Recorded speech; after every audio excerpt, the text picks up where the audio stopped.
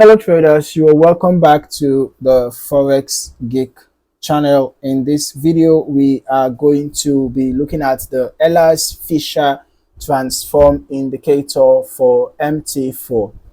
All right, so whether you are using the MT4 version or the MT4 platform or the MT5 platform, just check the description below for the MT4 version or the MT5 version. Okay, so whatever version you need, just download it from the description below. Head over to your indicators folder, you paste the indicator file in there.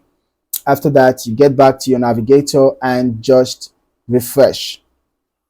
Okay, so after refreshing your navigator, then you should find the Ehlers Fisher Transform Indicator there. If you can't find it, you might just have to restart your terminal. Okay, it should appear after that. Drag and drop, ensure that the allow DLL imports box is checked. As for your input, you can find the custom settings here.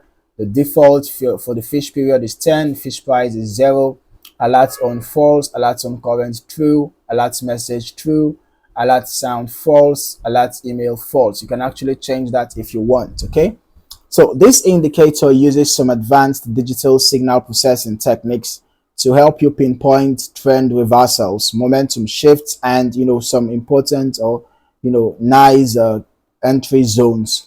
Whenever the indicator histogram bars rises above the 0 level, it shows that bullish momentum is prevailing. Okay, this is super self-explanatory, right?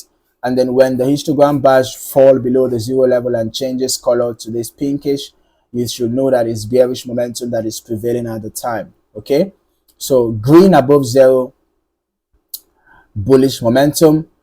Pink or reddish pink below 0 is bearish momentum, right?